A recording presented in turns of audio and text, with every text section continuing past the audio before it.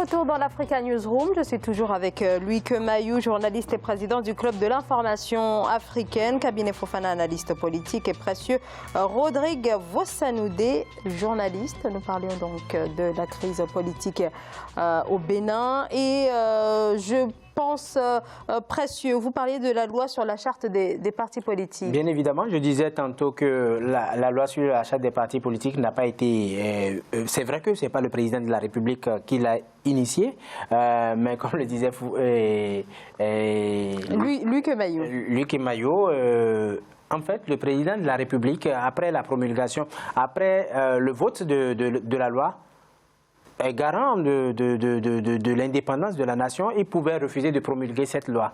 Mais le président de la République a promulgué, et non seulement ça, il a promulgué la loi, mais l'histoire de certificat de conformité, parce que, a priori, les présidents des partis politiques de l'opposition ont déjà se conformaient déjà à la nouvelle charte des partis politiques, quand, patatras, on a sorti encore l'histoire de certificat de conformité qui doit être délivré. Sinon, a priori, il y avait déjà un certificat, un récépissé qui leur était délivré pour notifier qu'ils ont envoyé les règlements intérieurs plus les procès-verbaux qui stipulent quand même qu'ils ont réorganisé les congrès constitutifs à nouveau. Mais après cette histoire de certificat de conformité, le quitus fiscal, nous en avions parlé longuement ici, ce n'est même pas désapprécié par les candidats de l'opposition. C'est une bonne chose qui permet à la nation de renflouer les caisses de l'État. Et puis, il ne faut pas rester comme ça dans une nation, il faut payer ses impôts.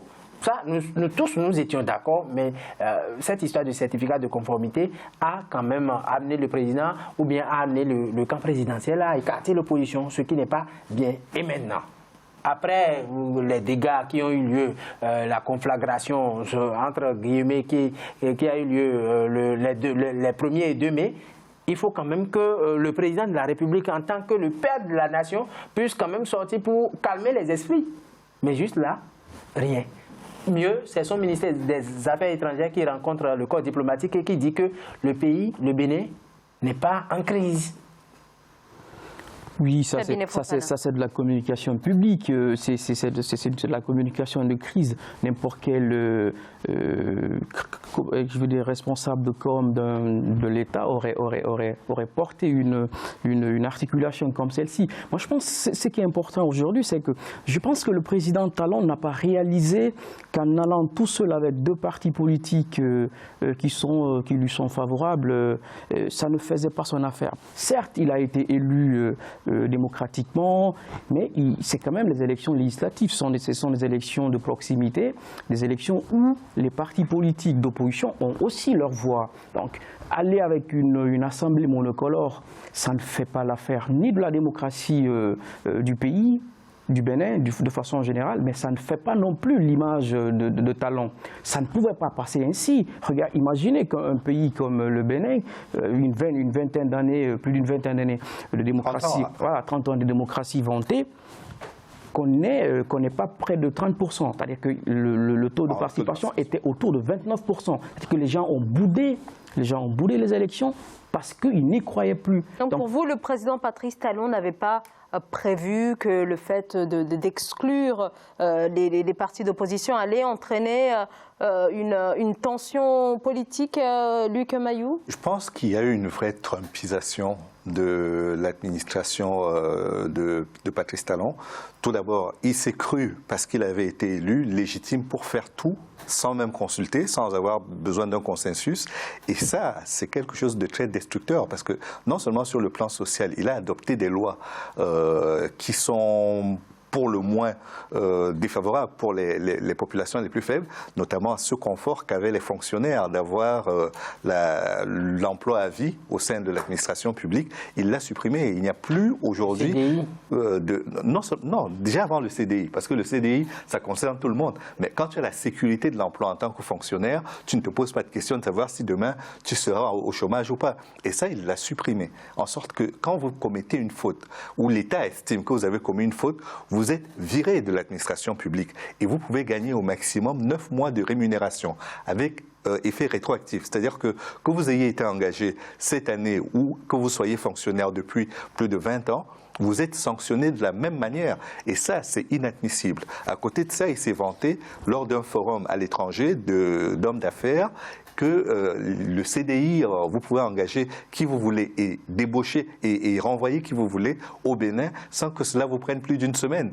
Ça, c'est quand même un échec sur le plan social, du dialogue social. Et donc, on en arrive aux élections législatives avec tout ce contentieux social accumulé qui fait que la population ne s'y retrouve plus et refuse d'aller voter, avec un taux d'abstention en deçà même des 29% que vous indiquiez. Parce que je pense qu'on est aux alentours de 23-25%. Oui. Donc, c'est très, la très Cour faible. constitutionnelle, pas magique, pas miracle, on ne sait comment ça s'est passé, a dit que c'est un taux de 27% qui a participé aux élections au moment où, vous voyez, le décompte, on ne sait pas là où sont passés les bulletins nuls.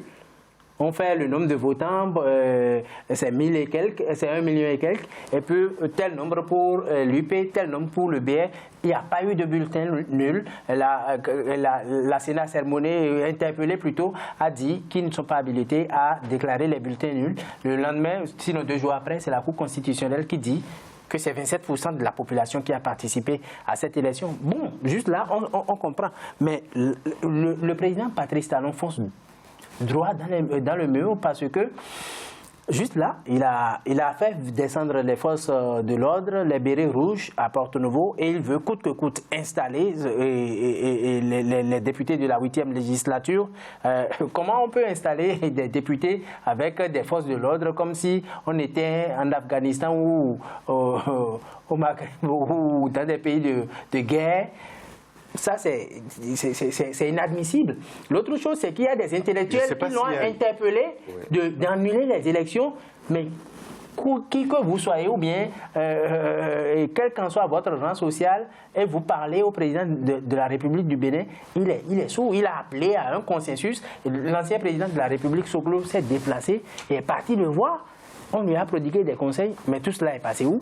Donc, je ne sais pas s'il y a un quorum en deçà duquel les élections ne peuvent pas être validées au Bénin. La Cour constitutionnelle,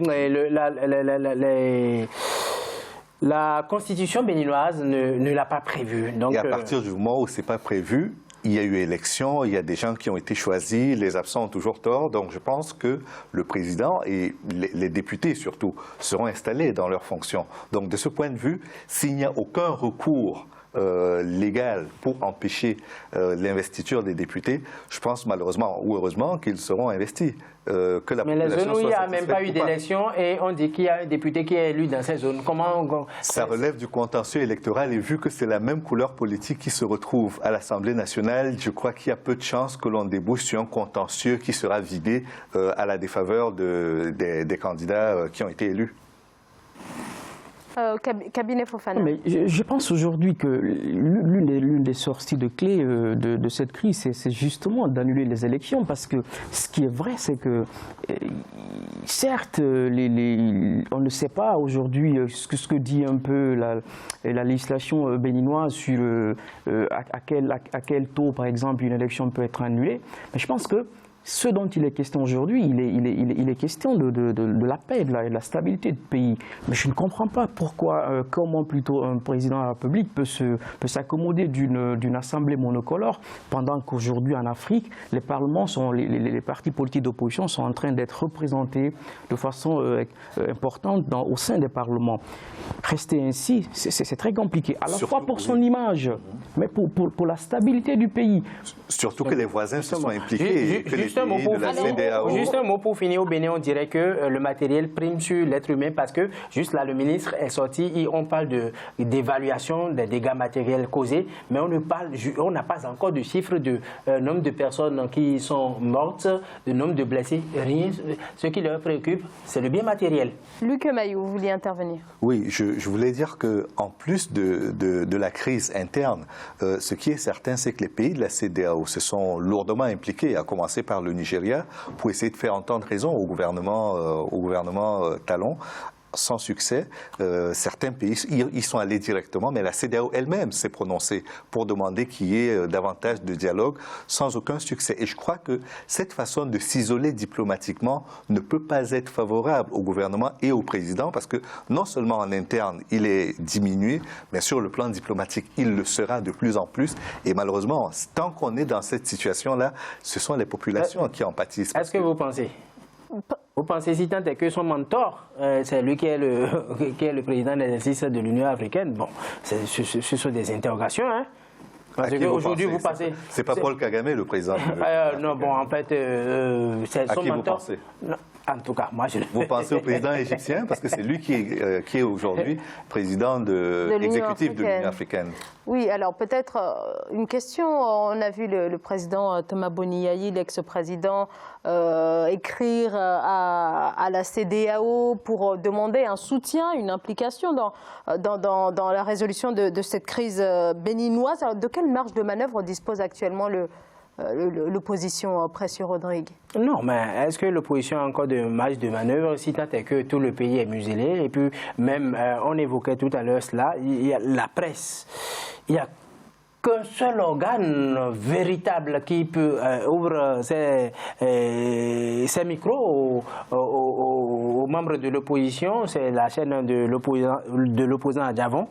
À part cette chaîne, toutes les autres chaînes, même quand vous lisez la une des canaux le matin, c'est que tout le monde dit le président, c'est le prince, il fait bien, et c'est le demi-dieu qui a sauvé le Bénin. Donc, quand vous lisez des trucs comme ça tous les matins, l'opposition n'a pas de marge de manœuvre pour s'exprimer. Il y a que candidat Zanaï qui, je ne sais sur quoi lui compte, qui fait des sorties et qui appelle la communauté internationale, qui dit qu'il va résister jusqu'au bout.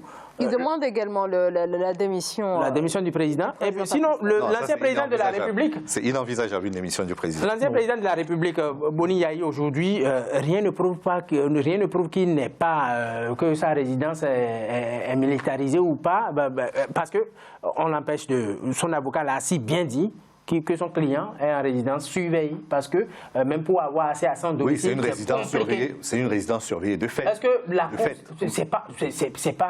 c'est inadmissible qu'un ancien président de la République qui vous a passé le pouvoir, qui vous a passé le témoin, puisse, quel qu'en soit, il n'a pas perdu la raison. Non, encore qu'il n'a jamais dit, il dit, nous, anciens présidents de la République, nous donnons 48 heures. Le monsieur n'a même pas encore manifesté et vous envoyez des forces de l'ordre pour prétendre assurer sa sécurité, tandis qu'il n'est pas en danger. Il ne vous a pas dit qu'il est en danger. Cabinet Fofana. Non, mais je pense que c'est même pas le fait qu'il ait été ancien président de la République. Il s'agit d'un citoyen de la République et par surcroît un ancien président de la République, un président d'un parti politique d'opposition. Et de ce point de vue, il est inadmissible que les gens soient privés de leur mouvement. C'est pas bien. Mais je pense aujourd'hui qu'il y a une nécessité, je le redis encore, qu'il y ait une sorte d'assise nationale, s'il le faut, pour aplanir le contentieux électoral. Parce que ce qu'il faut craindre, c'est que le contentieux électoral se transforme en une sorte de contestation sociale. Parce que si les populations reprennent la contestation politique, ça peut aller loin. Peut-être que le président peut compter sur la coercition, mais jusqu'où elle va aller, je ne pense pas. Parce que ce qui est vrai, c'est qu'il y a des pays aujourd'hui qui ont été des pays policiers, des pays assez militarisés, qui ont des régimes qui ont sauté. Je ne pense pas qu'un pays comme le Bénin, que le président de la République puisse se servir de la coercition. Il faut aller vers le dialogue, il faut arrêter cette politique qui rime avec une sorte de sourde oreille. C'est pas normal. Surtout que même du temps de Mathieu Kérékou, qui était un militaire, on n'a jamais vu d'image de ce type, de militaire tirant sur la population à balles réelles. Et aujourd'hui, on est dans un cas de figure où non seulement on a l'impression, alors que ça devrait être consolidé, on a l'impression que la démocratie béninoise est en train de régresser et que elle ne voit pas que les menaces qui planent à sa frontière, notamment celles venant des pays du Sahel, on a parlé de cet enlèvement dans le parc de la Pendjari, ce sont des menaces qui sont réelles. Pendant que les politiciens sont dans leur lutte et dans leurs contentieux électoraux ou post-électoraux, il se passe des choses aux confins du pays et il ne faut pas être aveugle à cela parce que c'est comme ça que ça a commencé au Mali avec une classe politique qui ne s'entendait pas et puis au nord, il y a eu cette incursion des djihadistes qui perdure depuis plus de 6 ans aujourd'hui. Donc je pense qu'il faut être très lucide sur ce que sont les menaces réelles sur le pays avant de penser à ce que pourrait être la vie politique. Et donc à ce jeu-là, je pense qu'il est important que les politiciens béninois, à commencer par le président lui-même, se recadrent sur ce que sont les véritables priorités de son mandat,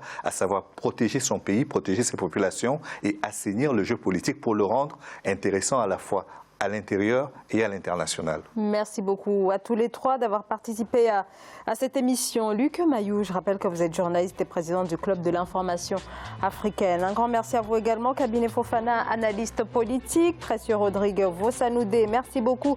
Je rappelle que vous êtes journaliste. Merci à tous les trois et merci à vous bien sûr de nous avoir suivis. Merci de votre fidélité. Je vous retrouve avec plaisir demain mardi. Très bonne soirée. Merci.